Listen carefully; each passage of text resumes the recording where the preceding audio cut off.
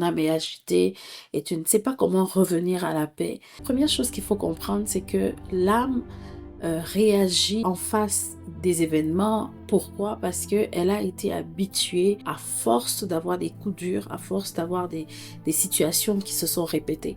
Donc, ce que la Bible nous donne, c'est de pouvoir reconnecter avec l'Esprit de Dieu qui en nous. Rappelle-toi, la Bible nous dit que nous n'avons pas reçu un esprit de peur, mais un esprit de puissance et de feu.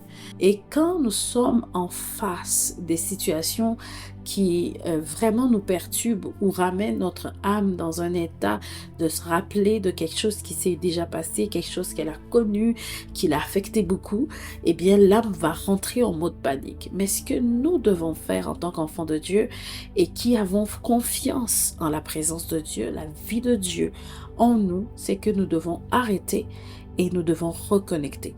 Souvent, c'est qu'à un moment donné, nous avons été déconnectés. Nous avons prêté nos pensées, nous avons prêté notre cœur, nous avons prêté nos émotions à des informations qui ne sont pas ce que la Bible dit de nous, ne sont pas les promesses que Dieu a pour nous. C'est pour ça qu'il est recommandé de nous ressasser les bienfaits de Dieu. Alléluia. Donc, quand ces moments arrivent, ferme les yeux, respire. Moi, je l'appelle la méthode pause-grâce, où je me reconnecte à la grâce. Je me reconnecte à ce que Dieu a déjà fait. Je me reconnecte à ce que Jésus a déjà pourvu à la croix. Et je me rappelle ses bienfaits, je me rappelle ses promesses. Et ces paroles-là, je les ramène à mon esprit, je les rappelle à mon âme. Et du coup, ce qui arrive, c'est que la paix revient. La Bible dit, arrêtez et sachez que je suis Dieu. Et il y a un verset principalement que j'aimerais que tu dises en ce moment. Tu dis ce verset, tu y crois, tu y mets ta foi.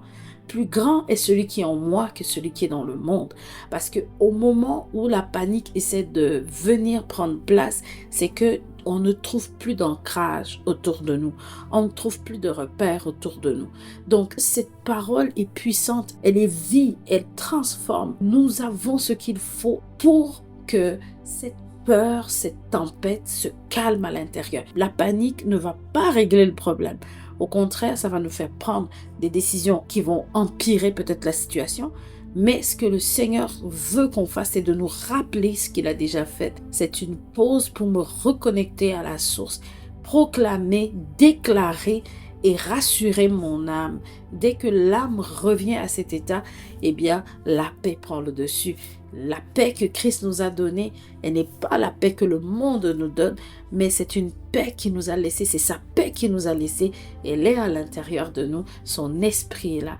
Donc, voilà comment tu ramènes ton âme à un calme, tu ramènes ton esprit à un calme en lui rappelant les promesses de Dieu, en te ressassant que Christ a déjà accompli ça à la croix.